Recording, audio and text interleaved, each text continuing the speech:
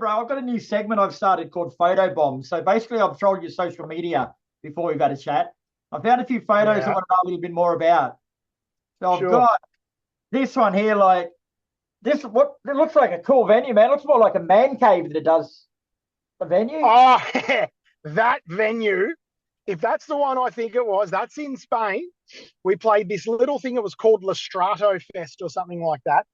It was in this tiny little town, and it went mental. The stage was so small that the guitar cabs had to be set up pointing sideways across the stage because I couldn't get behind the kit if they were facing the front.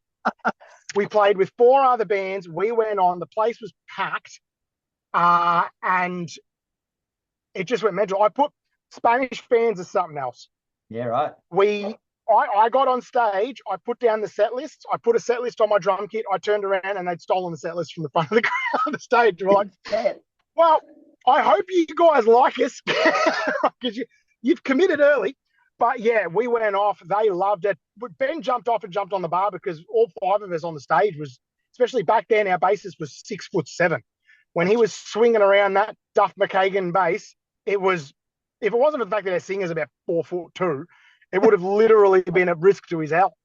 So yeah, Ben jumping up and going, well, yeah, high energy all the way. So that venue was, see, they had that was the big, they had like the tank beer and stuff and all the big pipes Yeah, coming right. down Yeah, from the yeah. roof. Look, it looks cool. And that venue too, I made myself look like an absolute dick because throughout the Spanish dates, Danny would be like, Mango's been learning Spanish. And they'd all go, yeah. And the mic would come up to me. And the only thing I could say was, Donde está la biblioteca?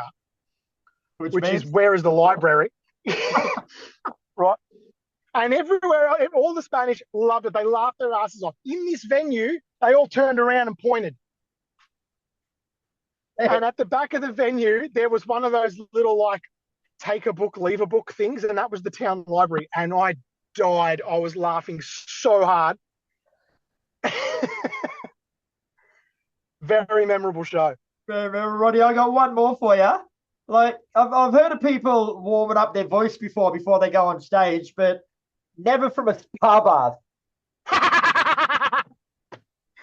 Yeah, okay, so that was hilarious. We played a festival that was on a couple of years ago called Mochella, Yep. where it was Coachella and Maui. And despite we were one of the headliners, I think it was us, Dead City Ruins, and Black Aces, who we've known for years and years. One of our first real gigs ever was with the Black Aces back in like 2012, 2013 or something. And maybe earlier. But yeah, we got this big room. For some reason, we managed to get the big room at the Maui Hotel and had this big spa bar.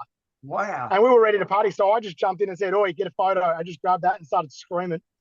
And we sent that to all the other bands. And they were like, "Why have you got a spa?"